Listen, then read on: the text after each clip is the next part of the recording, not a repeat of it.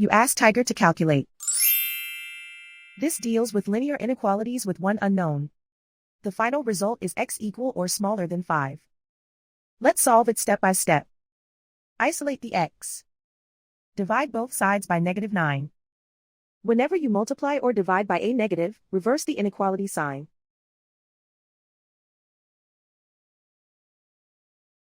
Cancel out the negatives.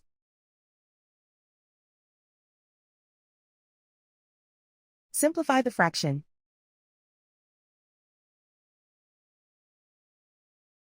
Cancel out the negatives.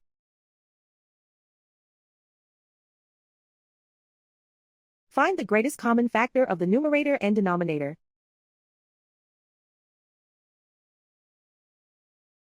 Factor out and cancel the greatest common factor.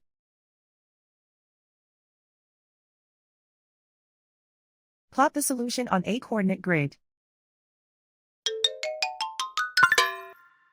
And so the final result is x equal or smaller than 5.